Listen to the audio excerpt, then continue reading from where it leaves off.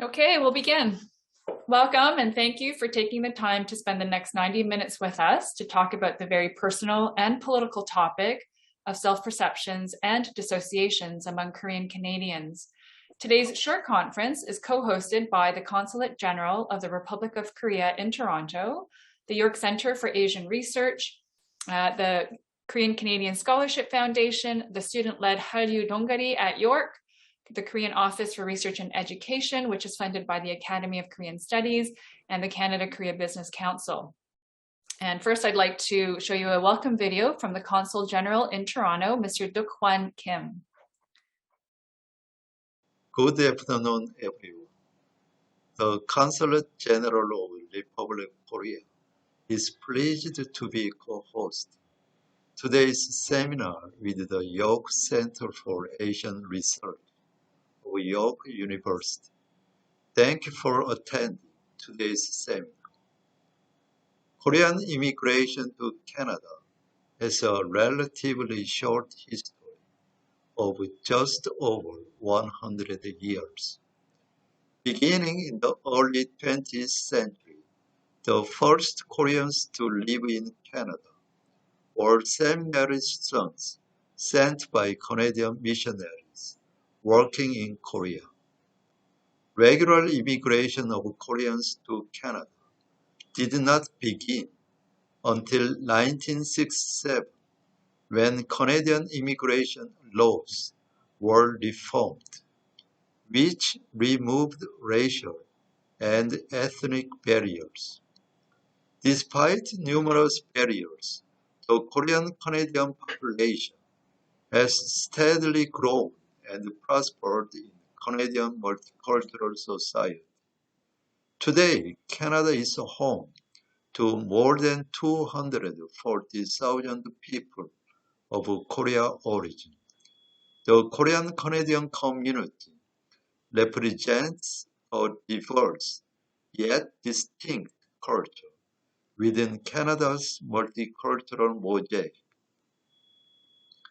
I am proud to witness all the achievements of several generations of Koreans in Canada who have enriched the social, cultural, and economic life of this great country and served as an invaluable asset to strengthen ties between Korea and Canada.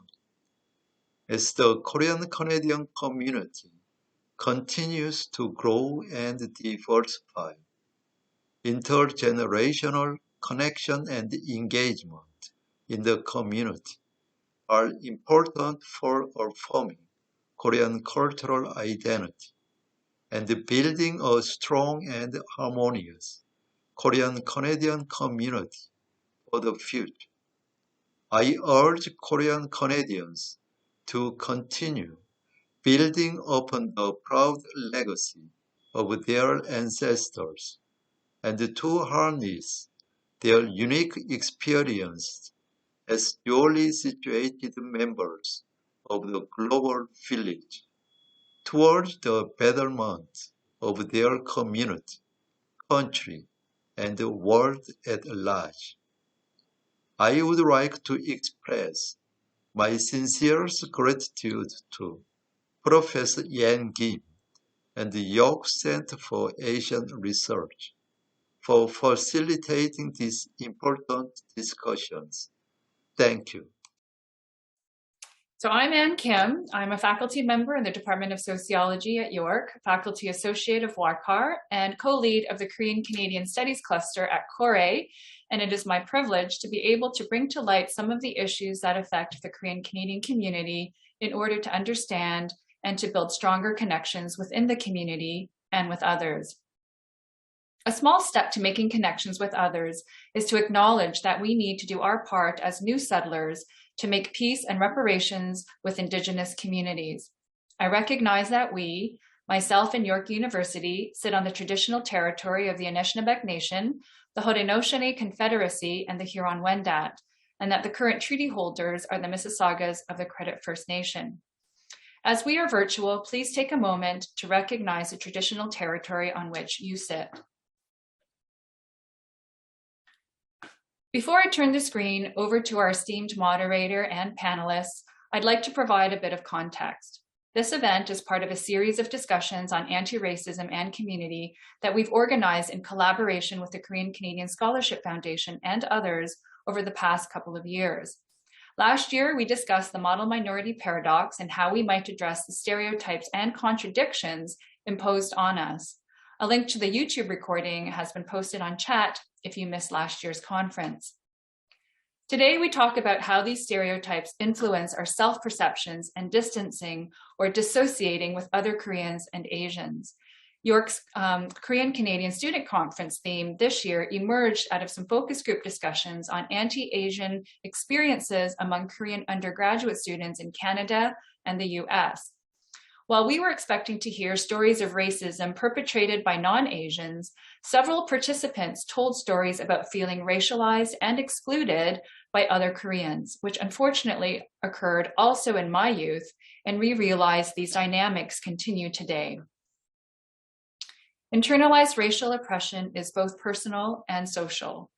Dr. W.E.B. Du Bois referred to a double consciousness in his experience as a Black person growing up in the US at the turn of the 20th century. For those who are unfamiliar with Dr. Du Bois, we provide some links of his writings in the chat. To put simply, in addition to his own consciousness as a person, Dr. Du Bois could see how white people saw him. When we judge ourselves and others of our community through that lens, one potential outcome is hate, self-loathing and or dissociating from others like us. Another is to stand up and fight. Kathy Park Hong, in her memoir, Minor Feelings, says racial self-hatred is seeing yourself the ways whites see you, which turns you into your own worst enemy. Can we, as Korean Canadians, connect to this concept? I'm very lucky to be able to leave the answers to this challenging question to the range of voices we have here today. I'll first take a few seconds to acknowledge a few people for their help in making this event come to life. Mr. Philip Cho, Mr. Sunny Cho, Ms. Patricia Trudell, Consul Hyun Wee, Officer Sue Park, Dr. Mi-hyun Jun, among other members of the organizing committee. Thank you also to all speakers and to you on your devices for joining us tonight. Please note today's event is being recorded and will be posted on the Consulate General's YouTube channel. There will be an opportunity for questions and an open discussion after the panelists speak. And now I'm thrilled to introduce our moderator, Hannah Sung, well known across the country and who needs no introduction, but I'll introduce her anyway. She is an award-winning journalist and co-founder of Media Girlfriends, a podcast production company that values inclusive perspectives in media. She's also creator of At the End of the Day, a weekly newsletter with people first perspective on the news. Please refer to the event webpage or the chat for a fuller bio. Hannah? Okay, I know how to work this thing. Thank you so much, Anne. It's really nice to be here. And it's really nice to see everybody who's come out to this talk because it's such an important topic. And I also just want to acknowledge that time is our most precious commodity. It's the end of the day. I'm sure everybody's had a long, hard day. And so I just want everyone to take a second to think about how special it is that we can all be here, to step back, take a breather, and to think deeply about these issues. And thank yourself for making that space and that time. Also, I just want to say that talking about racism can be difficult and challenging, so I hope that you have a friend on speed dial for afterwards if you want to chat with someone. I also think that speaking to each other and being here in community can be fun, and it should be fun as well. So let's make sure the chat is going. You can chat your comments as the panel is happening. I want to get it warmed up with just a fun question. So everybody just chat your favorite Korean food or drink, just like drop it right in there so you get your fingers warmed up. And you can do that as I start to introduce our panel. I just also want to say that there will be time for a Q&A at the very end. So if you have a great burning question, don't put it in the chat too early. I don't want it to get lost, but if you do put it in the chat, I think Anne's going to help me dig it back out for later when we're actually in our Q&A session in the last half hour. Okay, so we have three general topics we're talking about, and the speakers are going to take turns talking about personal stories, about stereotypes, and how we push back with an anti-racist lens. So let's get to our panelists. I'm so excited for tonight. First, I'll start with Grace Kang Miheili. She is the president of KMH Future Financial Planning, Inc. and co-founder of Citadel Property Management Group. Are you waving? I hope that we can see you there. I only see a few faces at a time. Harry Kim is here, project coordinator with City of Toronto. As part of his bio, he said he moved to PEI by himself at the age of 15. He went on to Seneca and Ryerson and is a member of the Korean Canadian Scholarship Foundation. Also, we welcome Jean Kim, co-founder of LYP Program, Inc., which stands for Live Your Potential. She specializes in communications and leadership. Hi, Jean. Hannah Choi is a lawyer with Carolee Law. She's a litigation lawyer and uses digital art and social media to navigate identity. And Edward Jang with York University's Schulich undergraduate program. Edward also works in marketing and strategy at the Korean Education Center in Canada, which is about providing opportunities for Canadians to study in Korea and explore Korean culture. Welcome, everybody. And some people are still kind of entering the Zoom, so I'm glad they're making it just on time. So as I mentioned, we're going to kind of go through the speakers one at a time. The first question is, how does being Korean fit into your sense of personal identity? Does it feel harmonious, or are there tensions? We can start by having everyone describe a moment in their past that made you start thinking about some of these issues of race and identity. Who is going to be the brave person who dives right in first? Thank you so much for the great introduction, and thank you everyone for coming out this evening. Once again, just really quickly, currently a fourth-year student studying business at university. When it came to my identity, it kind of began, when I first started thinking about it, it began in elementary school. My identity was heavily associated with kind of this need to be Western and to kind of fit into Canadian society. And ironically, it began in elementary school when I won an iPod Shuffle at the school. And so at the time, a lot of the kids, they brought their iPods to school and they would play music.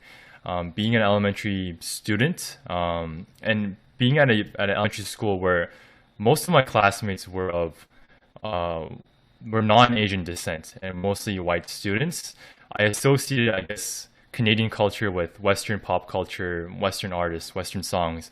And so when I received the iPod Shuffle, I was really excited to bring it to school the next day to show my friends my music, which mainly consisted of Korean songs at the time. But I remember, although I was really excited for that moment, I remember the first day that I brought my iPod Shuffle, I was really nervous, which was contrary to my initial thought, because I was really nervous that my classmates would make fun of the way Korean sounds. And I think at that point, I started to think of Korean culture as something that left me farther away from Canadian culture and that pushed me farther away from Canadian society. But transitioning to kind of my identity today, I was also a really big film buff. And I started getting into Korean war films, but I ultimately discovered director Lee Chang-dong and his work. And I think I really just fell in love with a lot of the themes that he covered, his kind of neoliberal critique, his take on realism.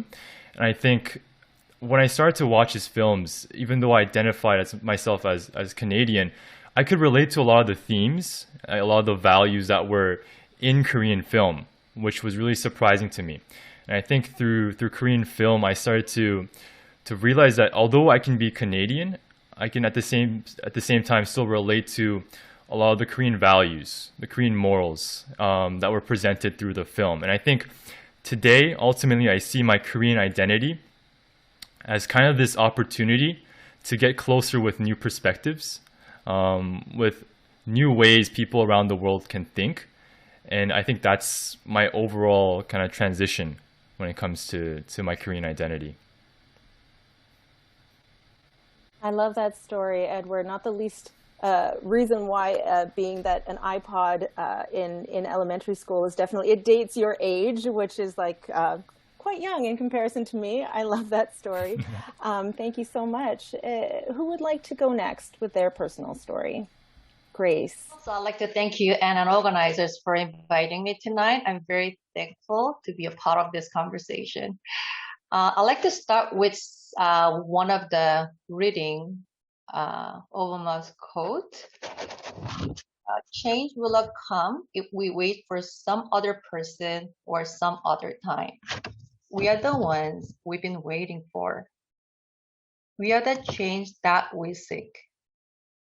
Now, I want to share my Korean and Canadian identity personally and partially by reflecting some of the readings we are given. I force myself to describe my journey of my identity in 3 stages. By sharing these 3 stages, I hope I can show you how my perception of myself has evolved.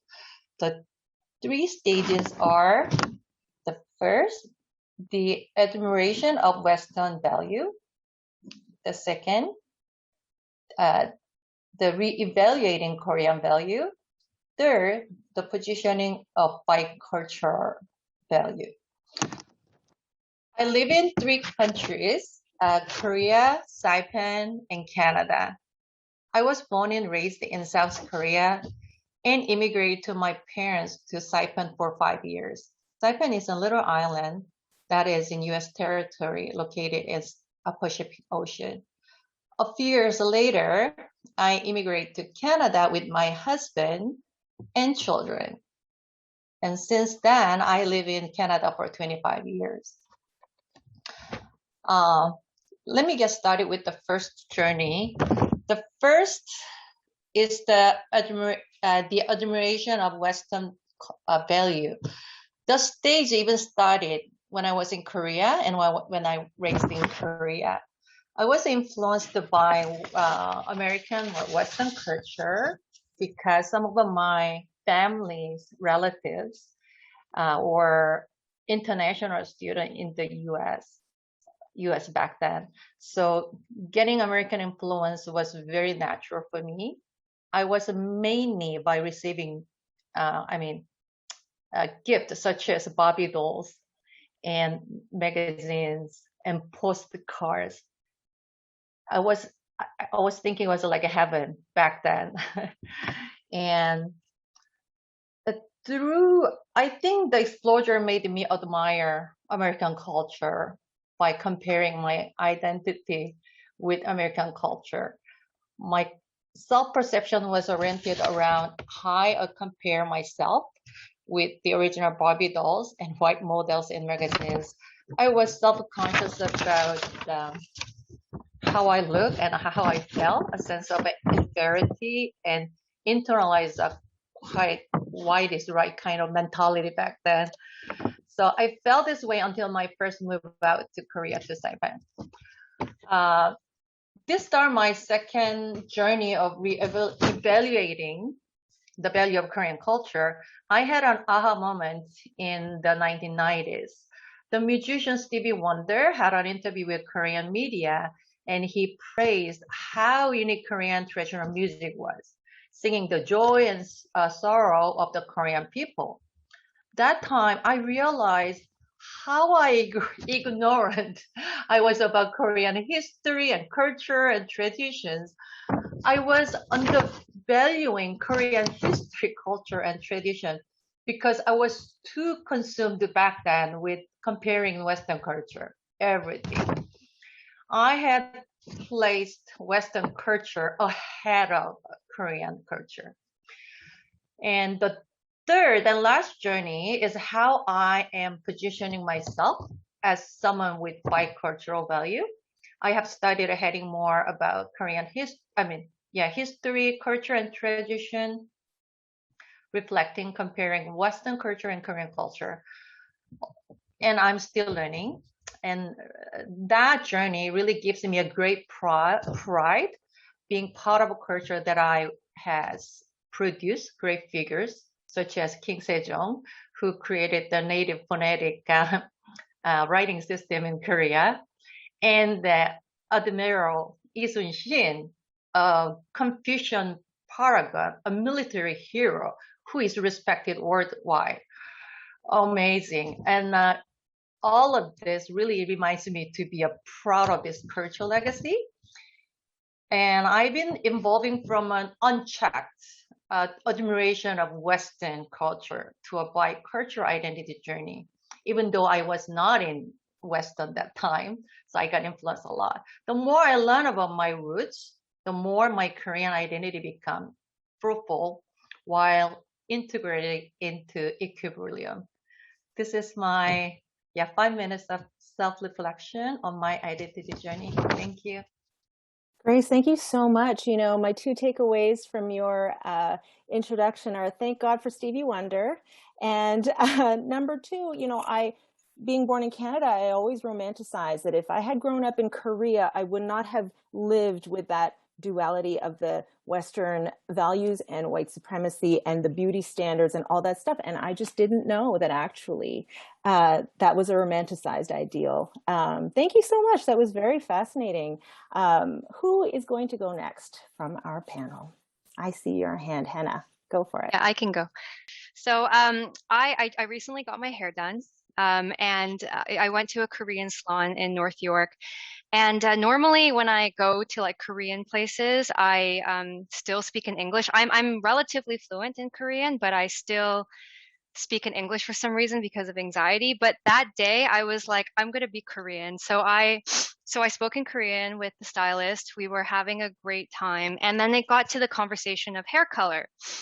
And then I asked her, you know, what do you think would look good on me? And she goes, oh, in Korean, she goes, oh, well, for, you know, so for second generation, you know, Koreans like you with the dark complexion, you know, I think this color will look good.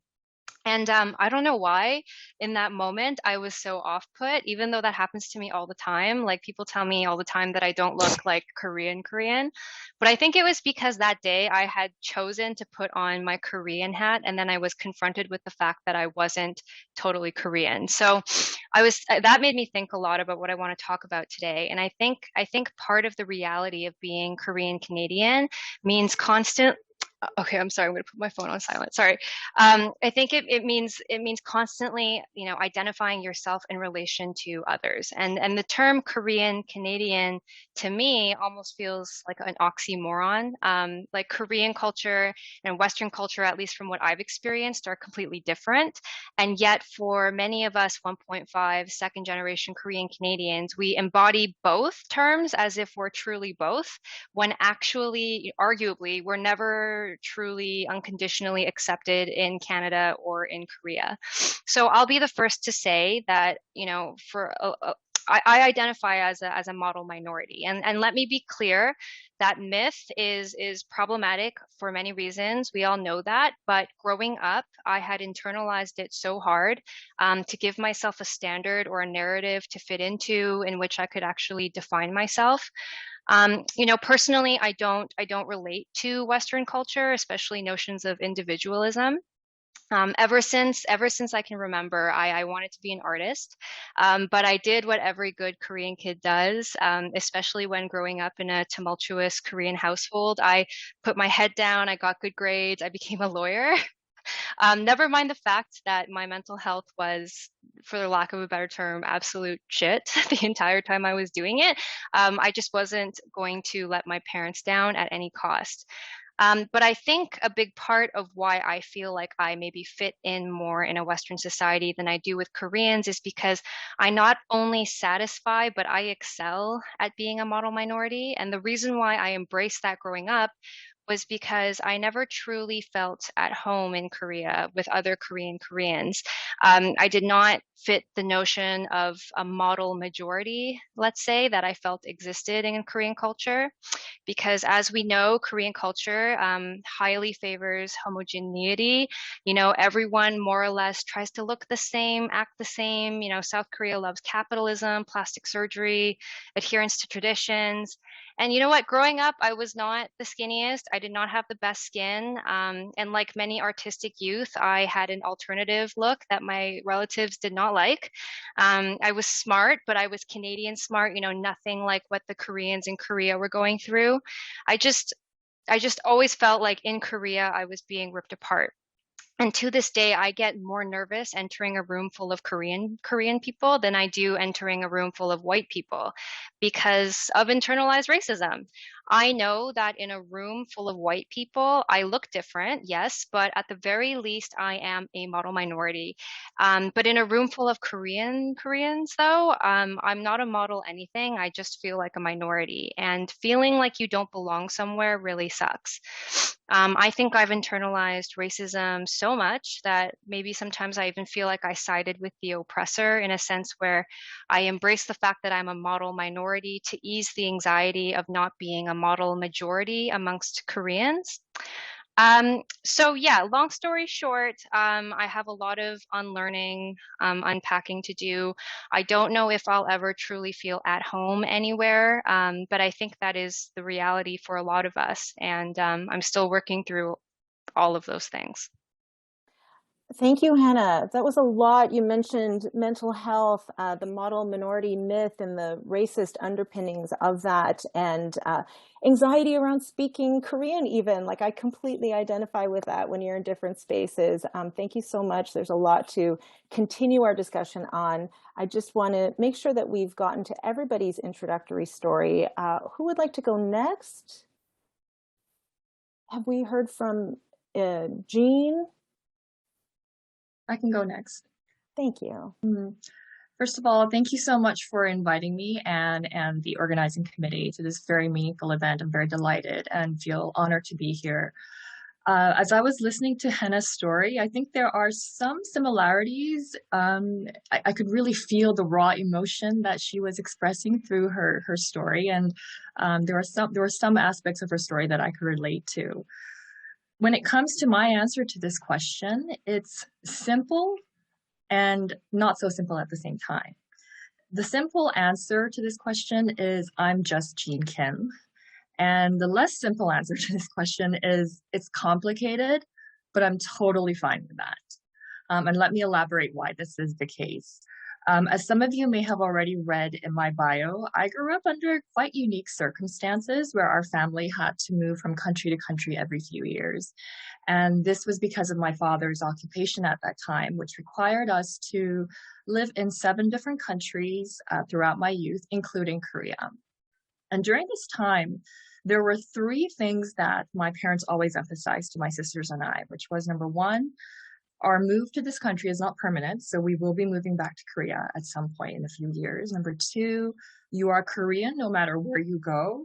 And number 3, not only are you Korean no matter where you go, you are representing Korea to those you meet. So do a good job at it. Do a good job in representing Korea in a positive way.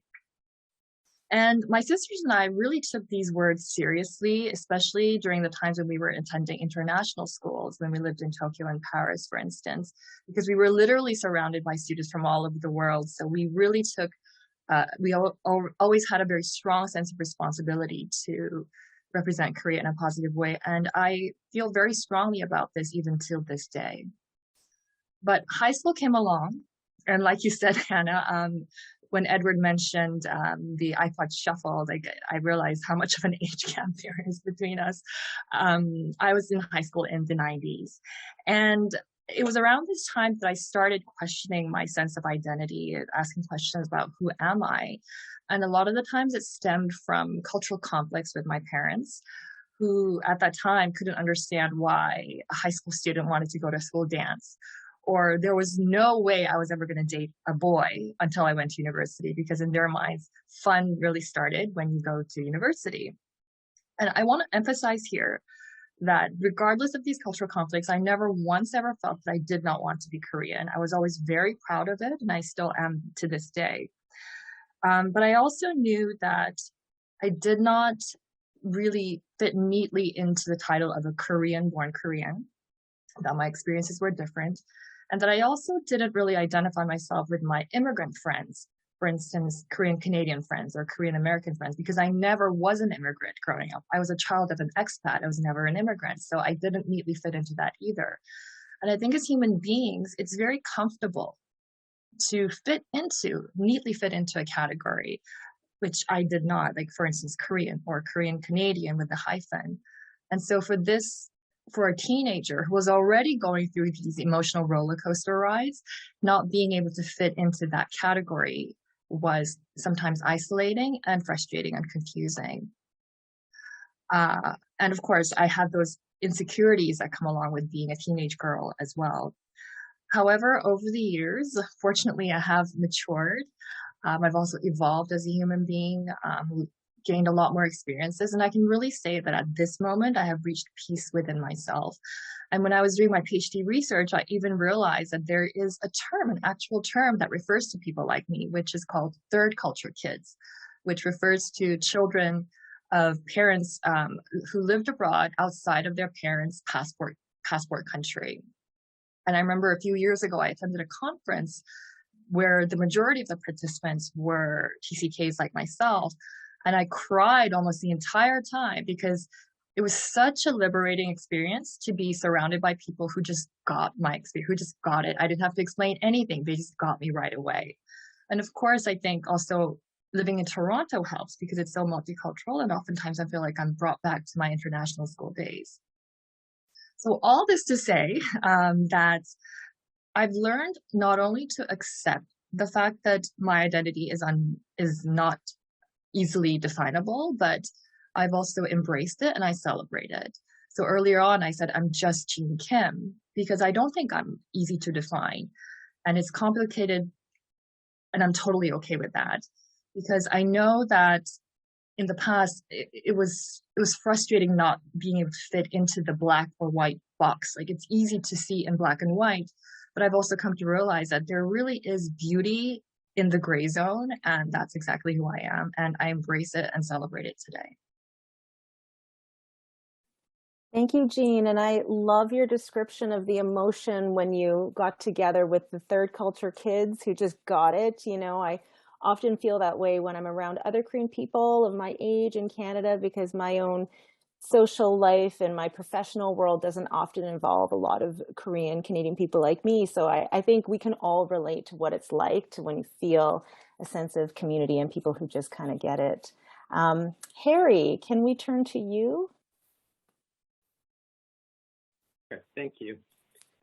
These are some amazing stories that I'm hearing. I'm just amazed as I'm just listening, and for some time I became an attendee. But thank you. My name is Harry, everyone. I am 1.5 generation Korean Canadian, residing near Toronto area.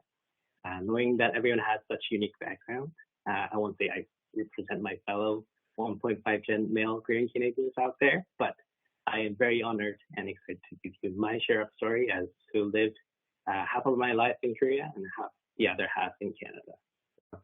As I was introduced, I landed in Charlottetown, Prince Edward Island, on a cold winter day, as you could imagine, at the age of 15, traveling myself all the way from Seoul to Narita to Toronto to Charlottetown with limited knowledge in English. And I remember my first interaction with a Canadian person wasn't really pleasing because it was a strict immigration officer who wouldn't smile or joke around.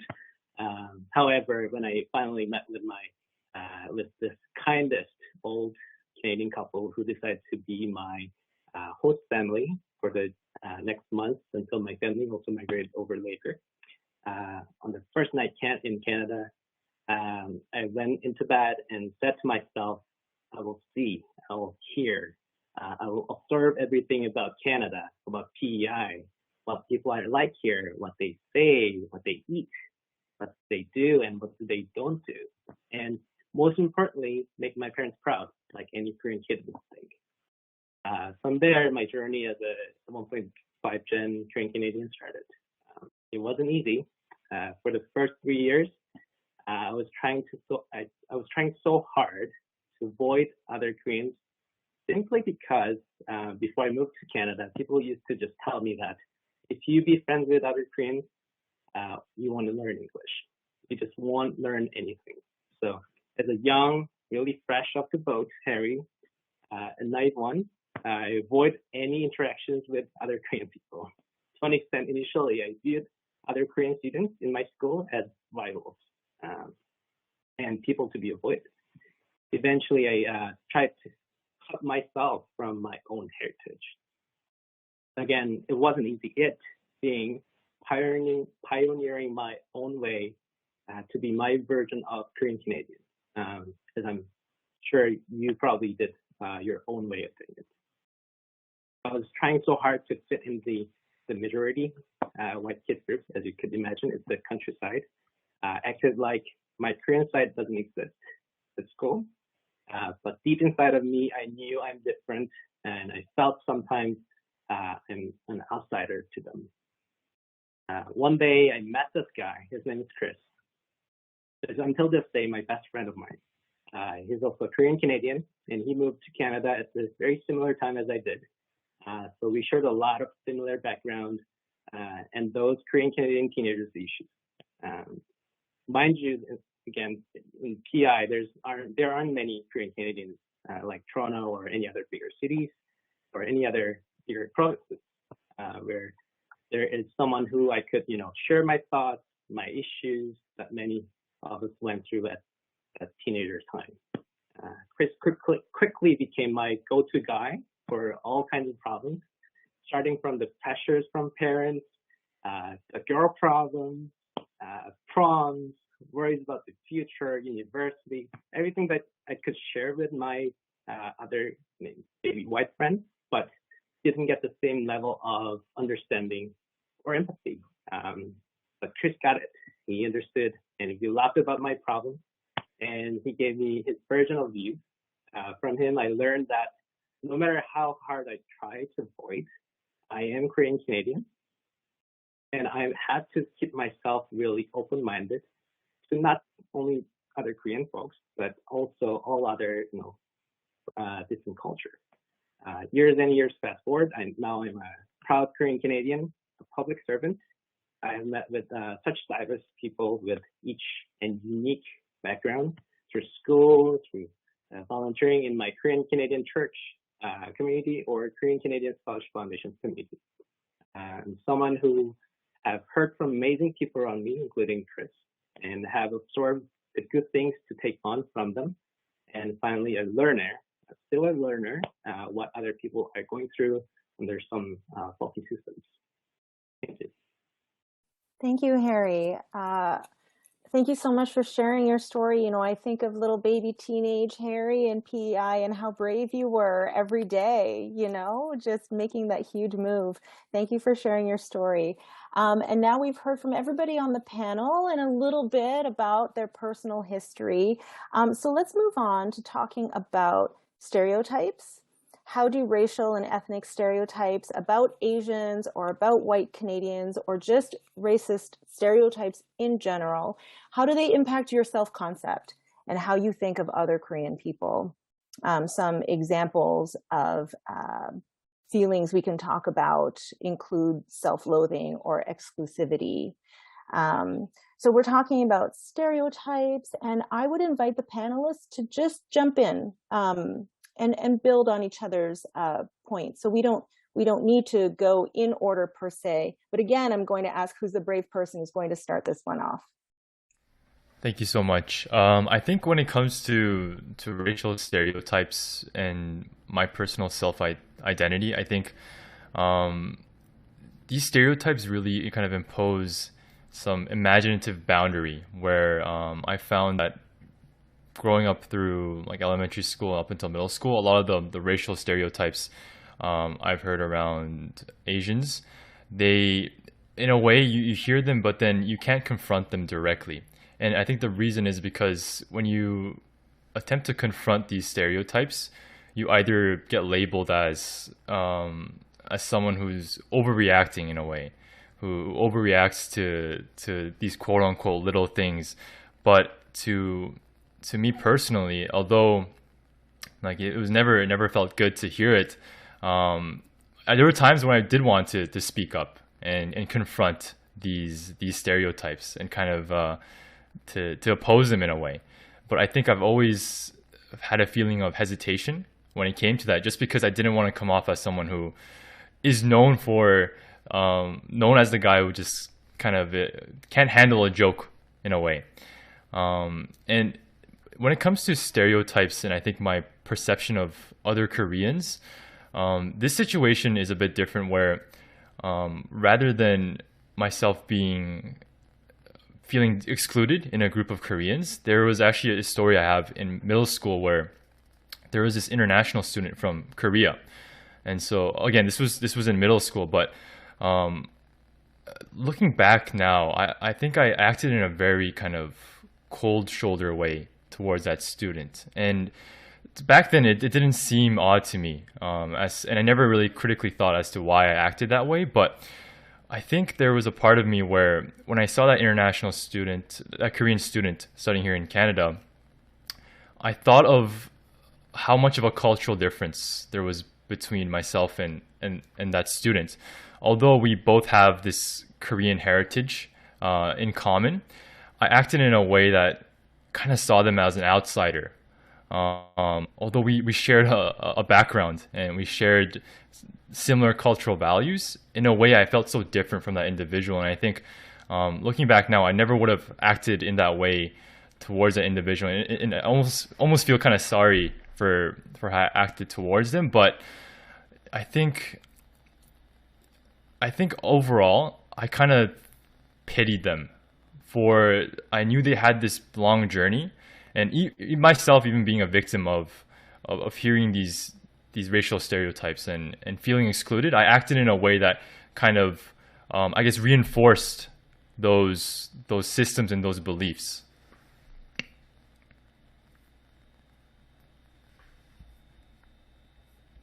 Does anybody else have a similar kind of experience or memory of, being a kid and seeing the other Korean kid at their school, whether or not, you have a similar story or background with your family, and just avoiding the other Korean kid? Does that resonate for anybody? That really resonates to me, as I previously mentioned. So I had this very similar issue or experience as someone who tried to avoid the Korean students. I think I felt the same thing. I tried to fit myself into the system, to think really the pressure of the folks or the newly international students, pity them or have a feeling that I do not want to be closer with them just because I want to be separate myself from that. What are some of the stereotypes about being Korean, whether it's, being an international student or being born here, that you feel you commonly have to press up against and deal with and digest, absorb, and then sometimes hopefully push back on, challenge?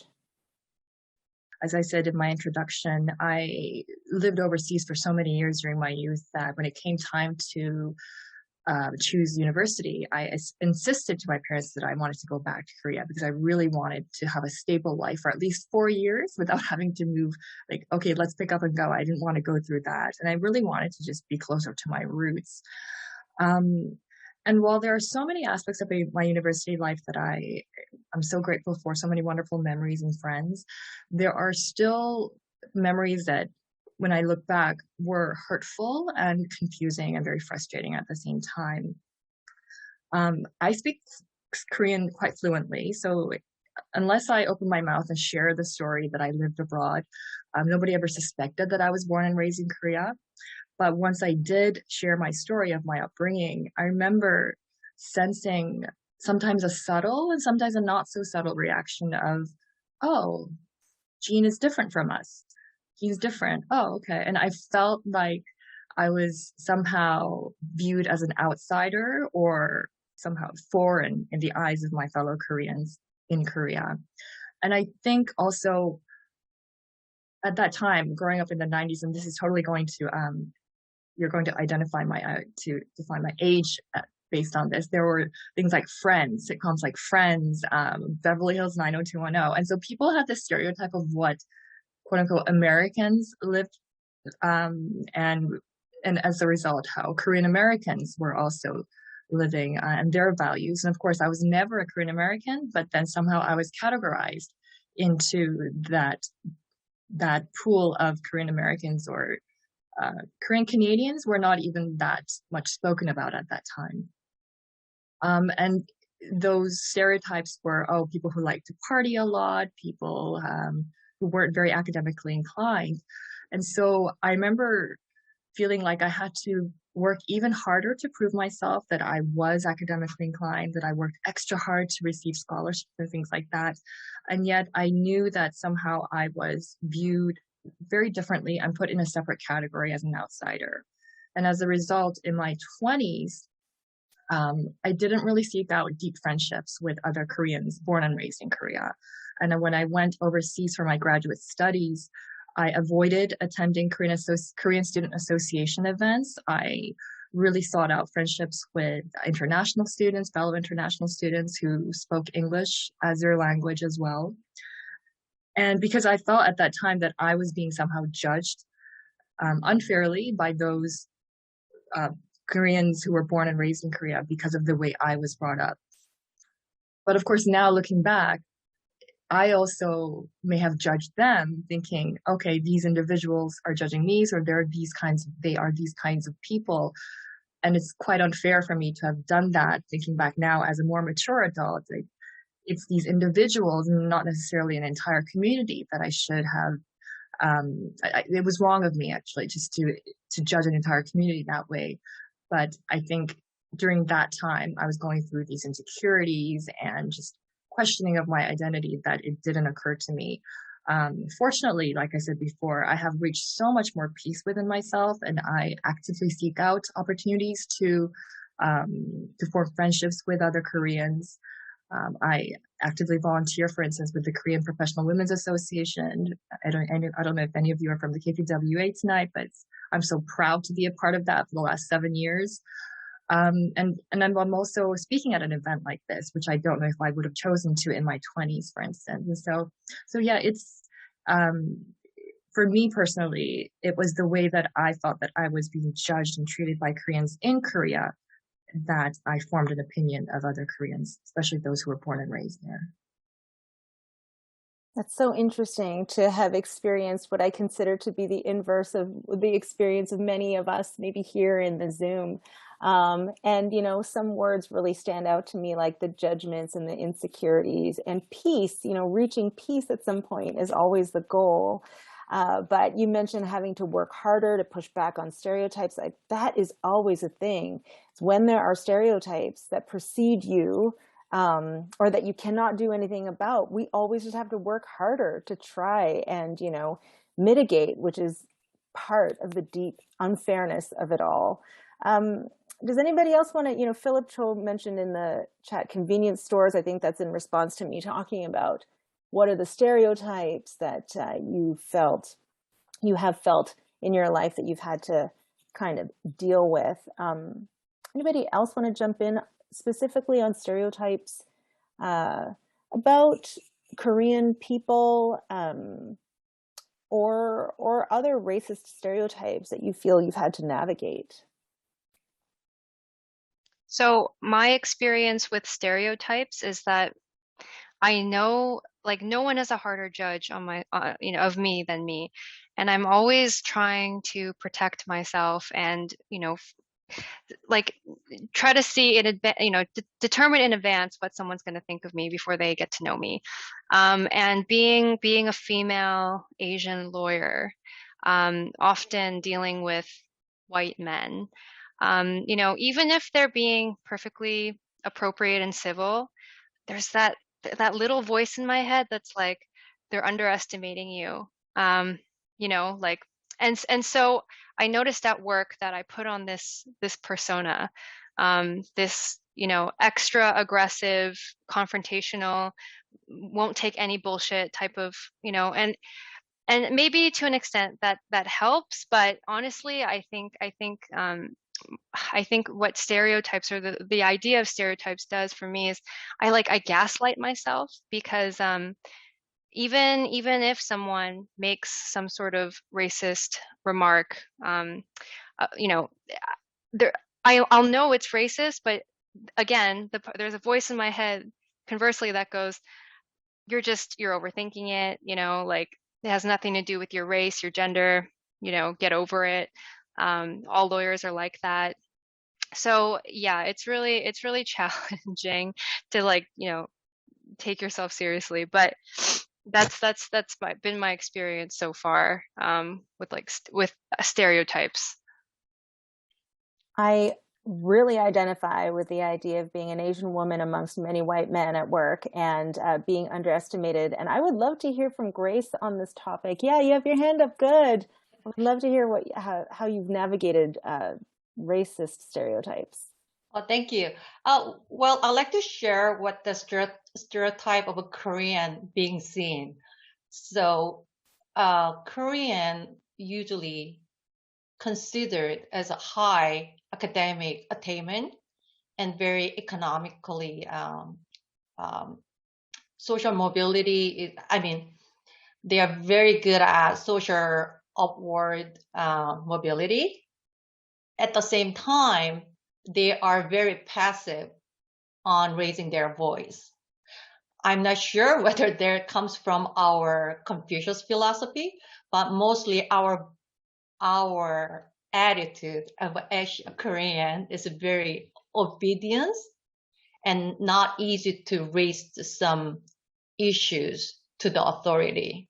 For example, if there's any racism or something supposed to be fight against, there's a tendency who does not seem to raise their voice and write. So that's my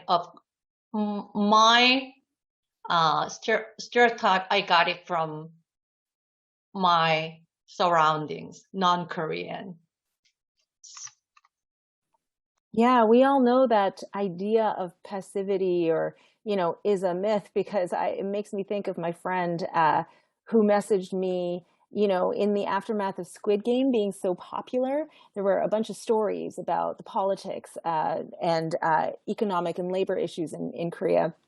And she sent me some Instagram posts of a protest. And she's like, oh, wow, look at this. And I was like, friend, don't you know the biggest protests I've ever seen are in Korea? They dwarf, our protests here are dwarfed by the size of protests there. And she said, well, I had no idea. And I thought, yeah, and I bet that idea, the general Western kind of sense of who Koreans are has definitely influenced who we believe we are, and there's a lot of extricating of those things that need to go on amongst ourselves. I'm reading in the chat, stereotypes I've encountered are cute girl, quite quiet, smart kid in class, must have had considered plastic surgery, or Chinese or Japanese. That's from Mina Angie Park. I didn't know. I don't know your age, Mina, but Chinese or Japanese is what I always got growing up in the 80s. So I would be surprised if you're younger and you still get that. But thank you for sharing. Is there anybody who hasn't spoken up on the idea of stereotypes and how we can internalize them or navigate them before we kind of move into talking about unlearning some of these stereotypes? And anybody on the panel just have this burning thing that they want to say and haven't had a chance to say yet? This one is sometimes spoken in a kind of jokingly manner, but anything to do with numbers is always, the attention always comes to me. I found whether it was when it was my student time or when sometimes at work, just because I'm usually good with the numbers, and it's I guess unspoken rule in a way that we are good with numbers. So if someone asks, what's the number for that? What's the number for this? What's 1 times what times something? Then eyes come to me, I've noticed. I'm like, I'm not a calculator. Just look at your calculator. But I always had to. I had this I guess, pressuring myself in a way that I always had to have that good marks in math. If someone asks me from work what the number is, then I kind of want to be right for some reason, rather than using the calculator, which is more trustworthy sometimes. Shall we talk about how to unlearn some of these stereotypes, because they can be very, very harmful, they can be very hurtful, they can be internalized so deep that sometimes we don't even recognize them for decades, and then they surface. And, you know, I'm wondering if people want to talk about moments or examples of how they have unlearned these stereotypes. And as we do that, I want to open up the floor, the chat, to questions from everybody who is here. So please just drop in your question and we'll kind of direct that to the panel. But first we'll talk about unlearning some of these stereotypes and the journey towards that. Edward.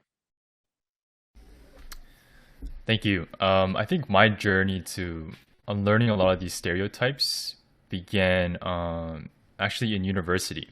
So the beginning of university, not too long ago, where I started taking a lot of Korean language courses, Korean culture, even Korean literature courses.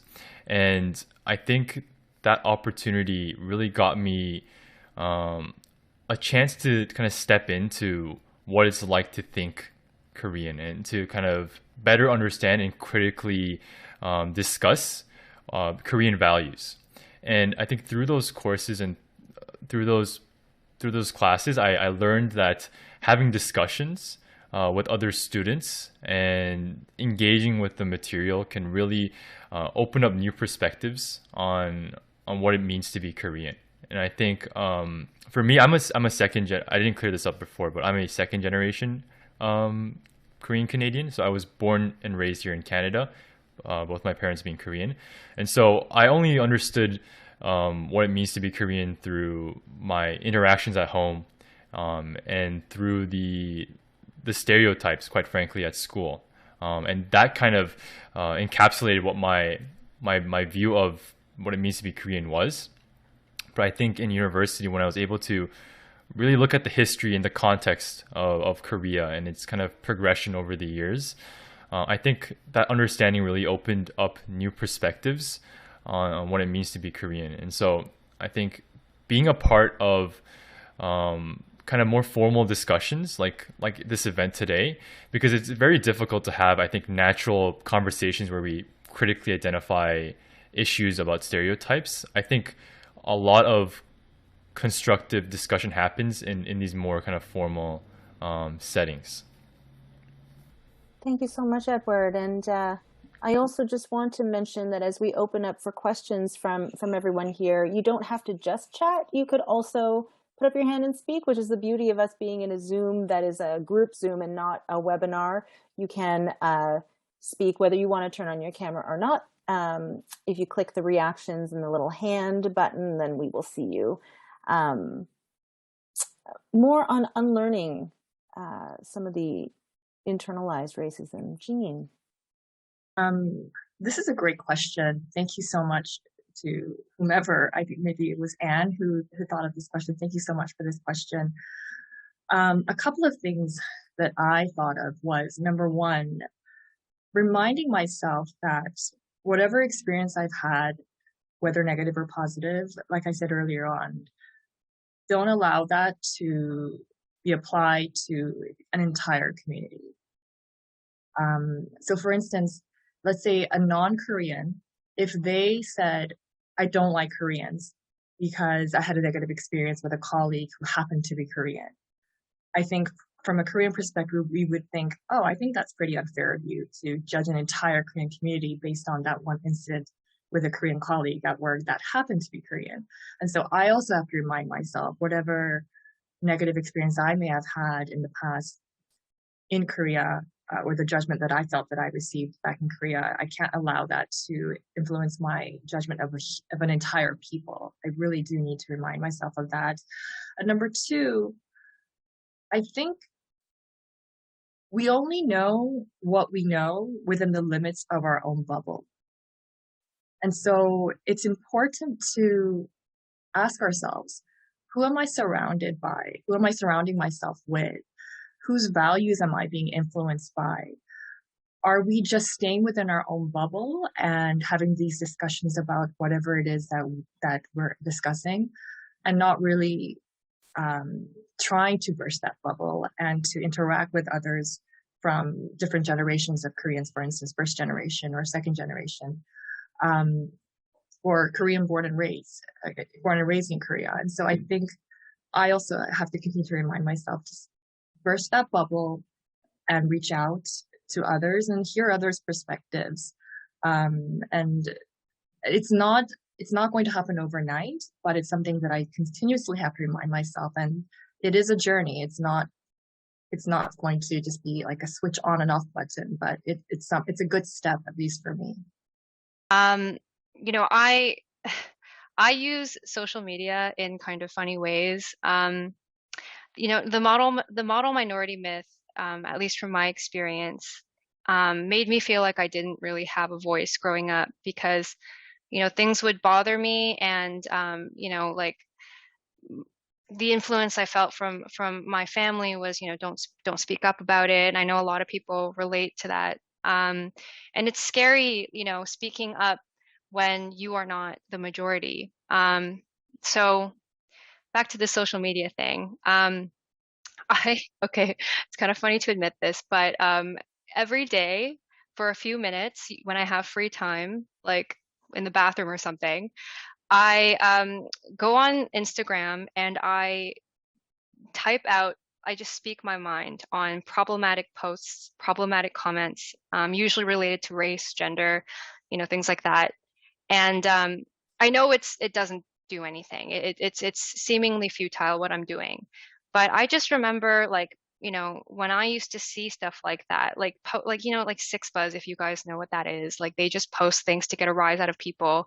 And the comments would be very disheartening, because it just seemed like everybody was racist and sexist, et cetera, et cetera. But then there's that one person who stands up for the minority, and you read that comment and it just kind of eases you, because you're like, the world is not a terrible place. So I decided to be that comment amongst a pile of crap, just so that maybe someone could read it and be like, okay, well, you know what, like I'm not the minority. I mean, I am the minority here, but I'm not alone. And as well, I use social media to, like, I upload content talking about really some of my mental health issues. And I make videos, I make reels about it, and it's supposed to be like therapeutic. But you know, I've gotten a lot of flack about that from my family. Because they're like, you know, why keep your mental health issues to yourself? You know, it's embarrassing, your reputation. But I do it anyways. I wash my face on camera and I write some things that are related to what I've been reflecting on, and it's connected with a lot of people. A lot of people seem to like it, because they also, a lot of people of visible minorities also feel, you know, that silencing, that this model minority myth has like silenced their ability to speak their mind. So, you know, I think getting your voice out there, being out, trying to be more outspoken, you know, things like that. That's what I've been doing. It's a little weird, but I know, but that's what I've been doing. Grace, please go ahead. Referring to internalized racial oppression, while I'm preparing this session, I found one of the experiment done in 1968. So I just put it in a chat, which really resonated with internal, like a double consciousness, which means this experiment done by Jane Elliott, so one of the teacher, and she's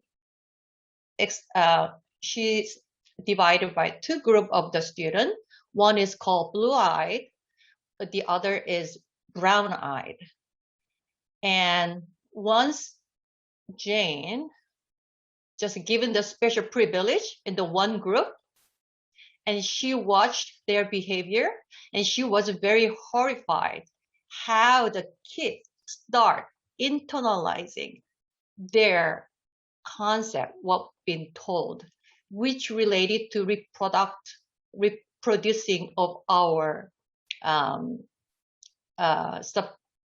oppression as well, and it's very simple, very easy to understand. So what I'm trying to share with everyone, that how do you unlearn and how accept ourselves and other Koreans might be very helpful to watching this, to realize that we are not inferior or superior. That's based on not who you are. That's based on the structural, a systemic structural problem. It's not our problem. Thank you, Grace. And I think you brought up structural racism versus individualized, and that's something I think about all the time these days, is the spectrum. When does something go from being individual acts of racism to becoming systemic racism because people build systems? And I don't know how to delineate that myself, but I do think about that a lot. And just in the spirit of sharing, Hannah was talking about the model minority myth, and something that has helped me in recent years is just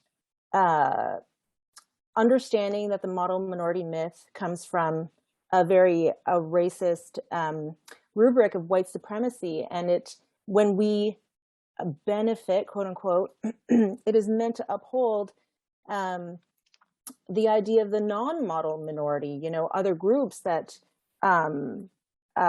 deal with racist stereotypes, where it's meant to be held in comparison, to uphold the whole idea of white supremacy. It's a system, and different specific racial stereotypes that apply to different groups of people.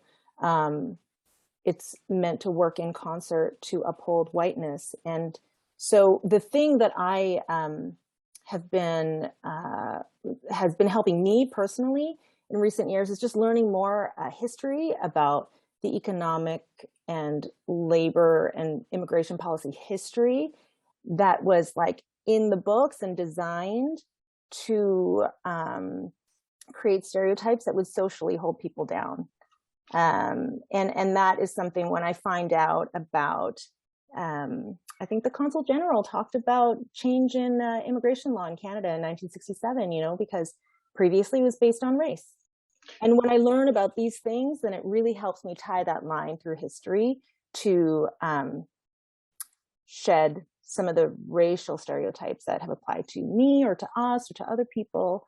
That really helps me when I understand the history of it. So I had said in the chat to Mina that we would get to her question, which is great. If you're comfortable to share, she says, what role, if any, do you think your gender plays in your experiences of stereotypes, internalized racism, and unlearning? Does anybody want to take that? It's basically a question about intersectionality, which probably this crowd knows the term, but the idea of intersecting systems of oppression and different people experience different elements of racism or sexism or other forms of discrimination.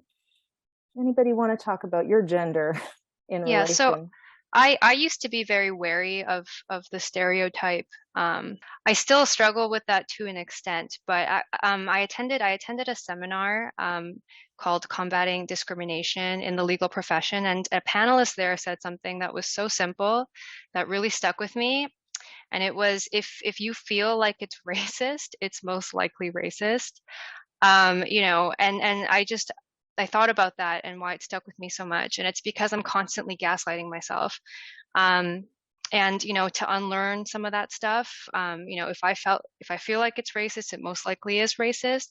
I figure that, in that moment of feeling targeted, even if you didn't say that sweet comeback you thought about hours later in the shower, or even if you didn't whip out your phone to record it, or you didn't defend yourself in the slightest, you have to acknowledge that it was racist, that maybe you did feel victimized for a reason, because you are doing justice by yourself if you acknowledge and accept what happened to you was racist or sexist. Because if you start questioning and doubting and gaslighting yourself, you're feeding into those stereotypes, that myth. So it's been hard, but that's what I've been doing. I recently spoke with an expert in training to combat the bystander effect, which I thought was everything she said was so fascinating. But one thing that really stuck with me is that when something happens to someone else, there needs to be a sense that it was witnessed. And Hannah, when you're talking about the gaslighting of yourself, we all, I think, are familiar with that experience. And this is why I hope that, in these moments of community, we can share these things and then also take that energy out into the world where we witness it happening to someone else or being said to someone else, and we can just speak up and say, I saw that. You're not crazy, that I saw it. And this bystander effect training professional said that our experience of trauma in our brain changes when we understand that someone else witnessed it, So thank you for bringing that up about the constant conversations we have with ourselves. Did it really happen? Did it not? I wanted to get to some of these great questions in the chat. There are some questions about language, a couple of questions on for people who are not fully fluent in Korean, how this has affected your sense of your Koreanness, I suppose. Is there anyone on the panel who is not fluent in Korean and wants to speak to that? Also, I just want to shout out Anne for saying that basically the anti-racism lens, which is it's not about intention, but it's about impact. Thank you. It's about your action. It's about impact. I also love that framework because then it's not about people. You are racist or you are not racist. You are guilty or you're not guilty. It's about things in the moment that are happening. That was a racist act or that was not a racist act. But I'm also very interested in hearing from people speaking about their experience of being able to speak in Korean or not, feeling that anxiety sometimes. I'm not totally fluent in Korean, but I feel like I've been talking a lot. So if anybody else, Edward. Harry, I'm interested in when you were a teenager in PEI and then you met your good friend, Chris. I see your hand is up, and Edward too. Please jump in, go for it. My example would be the inverse way of saying this, because my problem was the English. So I was trying to speak something in English, but then I can feel that I can never explain something as I explain in Korean. So I've always felt that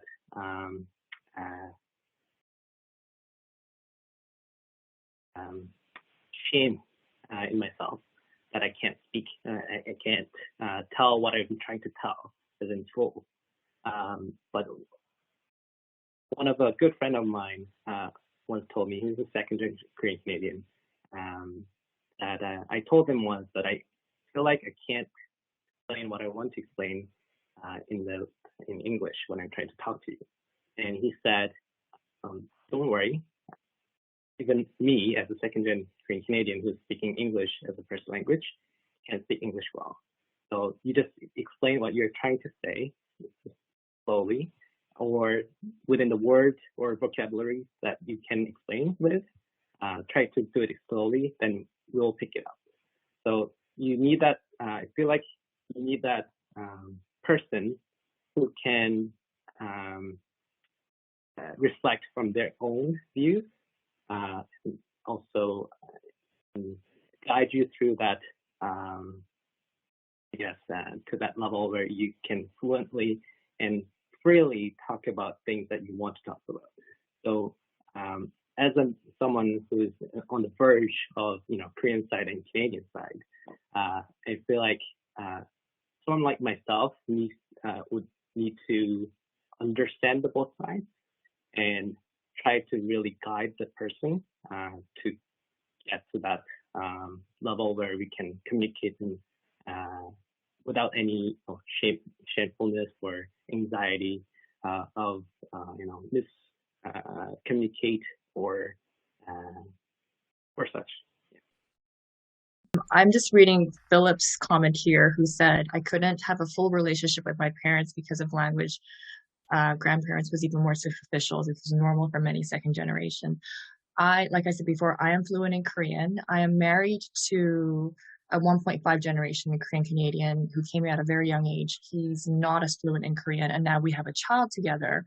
And I find myself so anxious about teaching my child Korean. That's one of the biggest assignments I've given myself as a parent, to make sure that my child grows up fluent in both Korean and English, precisely because of what Philip said. I want him to be able to have a relationship, a close relationship with my parents and my husband's parents. And to me, that is so important. And of course, Korean also, for practical reasons, it's becoming a more attractive language globally. And I remember my husband saying growing up, it was not cool to be Korean. He didn't have a BTS that people thought were the coolest thing ever. And congratulations to BTS for winning the AMAs recently. So it wasn't cool to be Korean. Korean culture just wasn't cool enough. But I'm so glad that my child is now growing up in a society, in global society, where being Korean is cool. People want to learn the Korean language. So I'm very grateful for that. And but I do acknowledge one of the questions is, if you're fluent in Korean, do you find some barriers with those who are non-fluent in Korean? And yes, I do feel that barrier sometimes, even with my own husband. For instance, some words like 눈치. I don't think there is an English equivalent to the word 눈치. And so it's hard to explain accurately what those words mean. I think those subtle nuances, there is a certain barrier. But at the end of the day, but also because he's also very proud to be Korean now, which he necessarily wasn't growing up, I think that also helps us form a stronger bond, and also in educating our child as he grows older.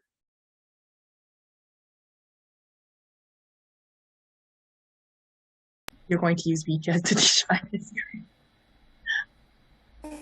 Just reading Hannah's comments. I'm definitely going to, whether they like it or not. Edward, I think you were going to jump in earlier. I just had a couple of points that I think I resonated with Harry on, and specifically his point about, so for me, my story is the inverse. So my interactions with Koreans, there's a little background on my, I guess, fluency in Korean. I'm fluent enough in conversation.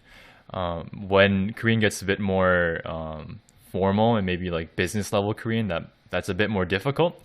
But I would say conversation wise, I'm fluent in Korean. But similar to Harry, I find that there is a discrepancy between what I want to say and what is perceived by the other person, especially because of the language barrier. But it's not just because of the final meaning, but in terms of the emotion I think I want to evoke, but I'm unable to kind of express when I speak Korean. I'm obviously, or I am more fluent in English, as it is my first language, and I'm able to express myself, I feel, in a very authentic way. But when I speak Korean, I'm unable to express the emotion that I want to express with the meaning. And so I think there is a discrepancy in that sense. And also, when I speak with a lot of adults, Korean adults, I'm very conscious about this imaginary boundary. So kind of overstepping the social, cultural boundary, kind of out of respect. And I'm always conscious, even though maybe in reality, I'm not stepping over that barrier. I'm always thinking like, maybe I'm going a bit too far with my tone. And I think being constantly aware of that, really, it's a very kind of vulnerable feeling, knowing that you can't be as open and as honest as I would want to be, or I can be when I'm speaking English. And so I think there is this I guess, this hierarchy and that barrier that's associated with it when I think of Korean language. Yeah, language is so integral to our experience of like being human. And I think for me, my Korean is so clearly bad that when I try and speak it, I think people are appreciative that I tried. And I always think of my mom saying, you know, because I have expressed that I speak English with my parents, and they speak in Korean back to me, which I think is a very common thing in immigrant families. But, you know, my mom has always said, like, if you just try, if you just speak a little bit in Korean, people will be very happy, you know, that you're doing that. So I trust that people can hear that I'm not good, and then they can, you know, have some make some space for that and appreciate, I hope.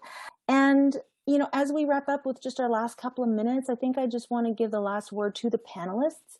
Maybe if everybody just wants to go around and say like one thing, one kind of maxim, one short piece of advice that has really worked for you in terms of a way that you kind of live as you navigate, you know, what can be complicated out there in the world as you're thinking about identity. So just one kind of positive tool for your toolkit. Grace, you can start us off. Thank you, Hannah. I think anti-Asian racism really concerns me after COVID-19. So I think we cover more micro level of racism between Korean. But I really wanted to conclude my my participation today that if there's any necessary, we need to get together to raise our voice, because by sharing that, it wouldn't be possible for a woman to study, and being a lawyer or a doctor wouldn't be possible as like today if there was a no women's right movement done back in 1800. For example, women won the right of vote in 1920 in the U.S. to ratification of the 19th Amendment at the U.S. Constitution. So what I'm trying to say, if there's anything, we have to go to the big picture to going forward to make it better society. Thank you. I think kind of in part with what a lot of the panelists have discussed today, defining your identity and trying to reconcile your identity is a constant struggle, and one that isn't rigid. Rather, it's constantly a challenge. But for me, as I've experienced, I think identity can actually be a really good opportunity to widen your perspectives, not just your own perspectives, but with how other people around the world can think, how they can, I guess, express themselves. And I think for me, my journey to find my identity has really opened up and it's become a journey of curiosity rather than a struggle.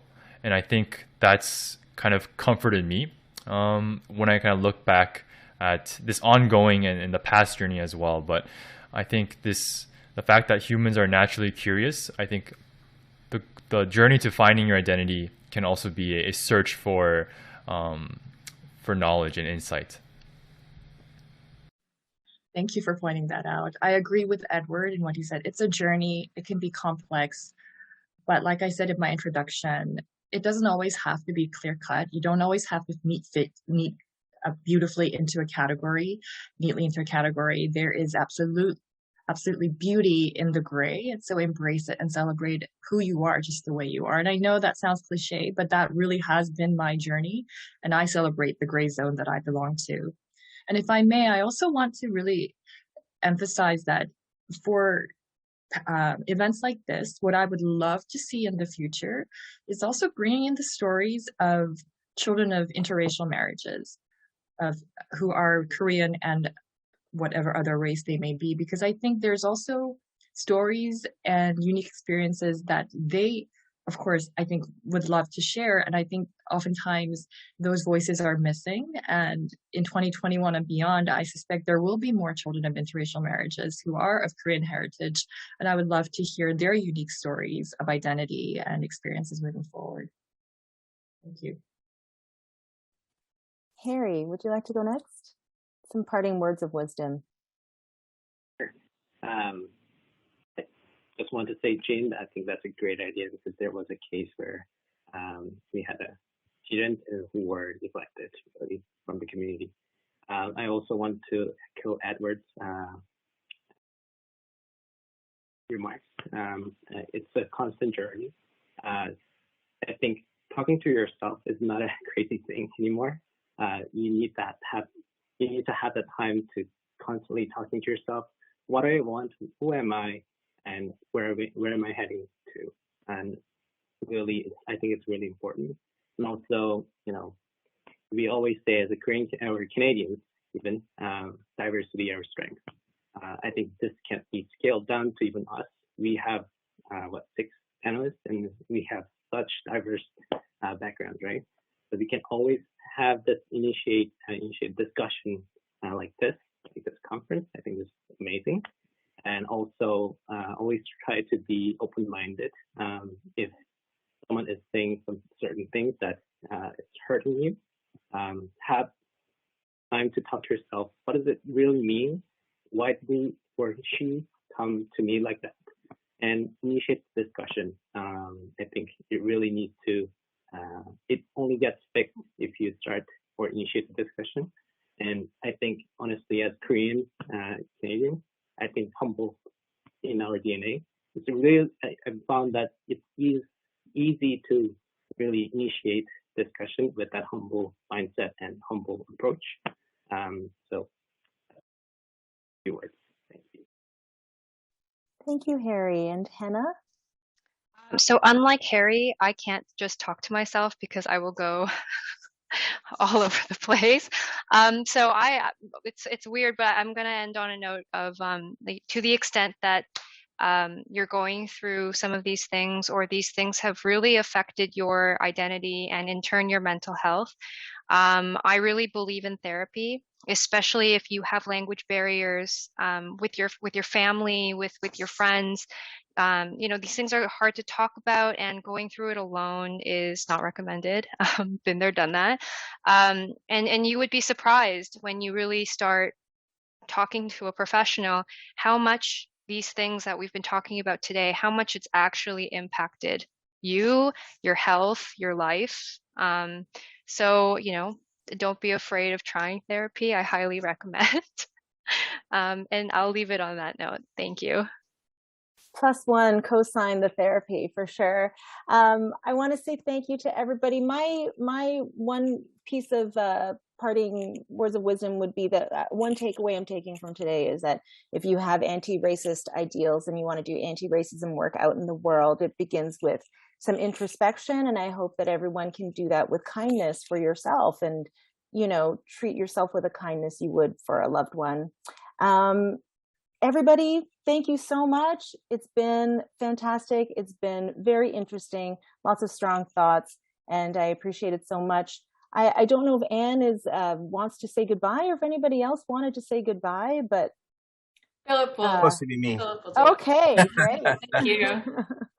So thanks, everyone. I'm Philip Cho. I'm the chair of the Korean Canadian Scholarship Foundation. And again, let me first thank all of the organizations that went into sort of putting this thing together. CORE, YCAR, the York Center for Asian Research at York U, Consulate General of Korea in Toronto, the Canada-Korea Business Council, York U, Hallyu Dongari, the Academy of Korea Studies. And in particular, I want to give a shout out to Anne Kim for spearheading and leading everything as we were she was corralling all the people together and the meetings, and Patricia as well, Patricia Trudell behind the scenes, a lot of work that she was doing. And there's other people, of course, but I just want to give special shout outs to them.